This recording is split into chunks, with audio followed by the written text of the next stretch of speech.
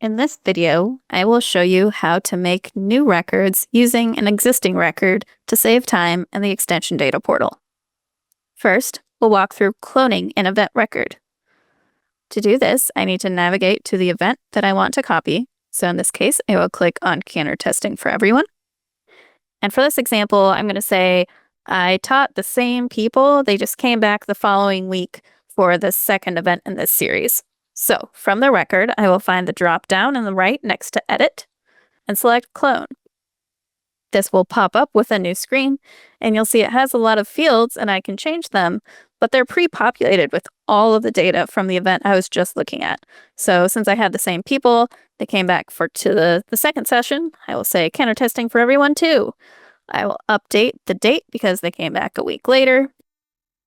And the rest of it, I might say leave mostly the same, unless things were a little different. Maybe this one, I did all the teaching, Debbie didn't help at all, and maybe a couple people didn't come. I could adjust the participants accordingly.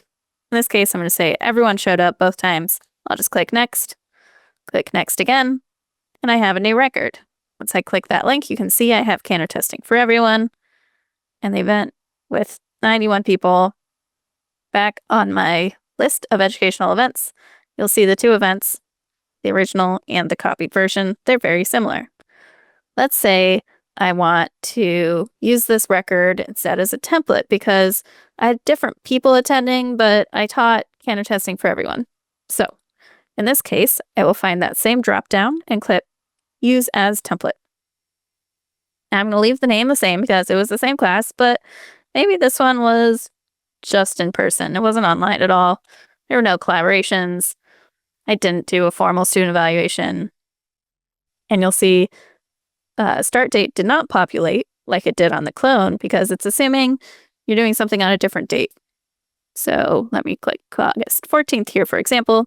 It's also not going to copy over things like volunteers and your specific hours spent, basically things that wouldn't overlap as much. So I have to come back here, fill in some hours. I could keep a team member, or I could, again, remove her like I did before. I can add additional team members. And you'll see down here in the area where I add the number of participants by their reg fields, it's blank, unlike when I cloned it. This is because we're assuming you have a different audience, and instead of making you delete out the data from each of those fields, you can just choose the fields you need and start filling them in. Click Next. Next. Go to New Record.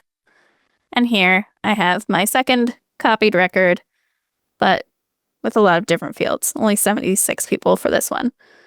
Back on the Extension Events tab, you'll see I have 3 very similar events, but updated based on those small changes I made. Thanks for joining.